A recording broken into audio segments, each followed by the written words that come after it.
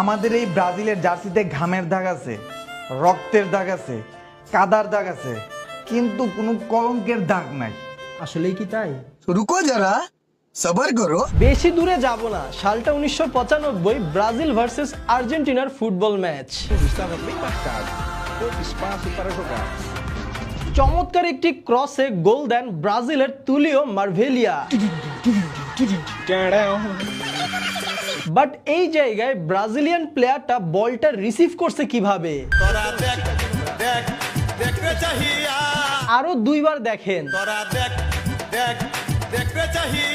হাত দিয়ে বলটি থামিয়ে তারপর দিয়ে দিল চমৎকার গোল।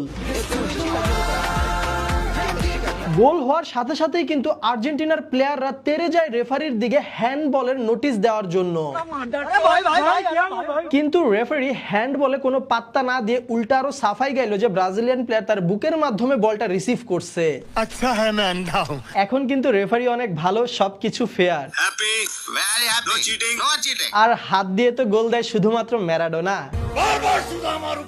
যাই হোক, এই গোলটির কারণে সেই 1995 সালের ম্যাচটিতে ব্রাজিল জিতে যায়, কারণ ব্রাজিলের জার্সিতে কোনো কলঙ্কের দাগ নাই। হ্যান্ডবলের মাধ্যমে গোল দেওয়ার ইতিহাস আরো অনেক আছে, সেই মান্দা তামলে যাইতে হবে না। 2010 সালের কথা, ব্রাজিল বনাম আইভরি কোস্টের ম্যাচ। বলটা স্পষ্ট হ্যান্ডবল হয়, কিন্তু রেফারি কোনো প্রকার বাঁশি দিল না, খেলাও থামলো না, ব্রাজিলের প্লেয়ার গোল দিয়ে দিল। That's got to be handball. That's got to be handball. Ivory কোস্টের প্লেয়াররা হ্যান্ডবলের আপিল করলো, কিন্তু রেফারি হাসতে হাসতে চলে গেল, কারণ রেফারি একদমই ভালো আর একদমই fair. Happy, very happy. No cheating, no cheating. এবার আসি ব্রাজিলের 2002 সালের বিশ্বকাপ জয়ের আমল নামায়। নকআউট স্টেজের খেলা ব্রাজিল বনাম বেলজিয়াম, স্কোর কিন্তু 0-0। এমন সময় একটি ক্রস থেকে চমৎকার একটি হেডে গোল দিয়েছিল বেলজিয়ামের প্লেয়ার, কিন্তু সাথে সাথেই রেফারি এই গোলটি বাতিল করে দেয়। কারণ রেফারির কথা হচ্ছে বেলজিয়ামের প্লেয়ারটা হেড দেওয়ার সময় ব্রাজিলিয়ান প্লেয়ার সাথে তার ধাক্কা লাগে। জাস্ট ফাউলের নমুনাটা দেখেন। মাথায় নষ্ট মামা।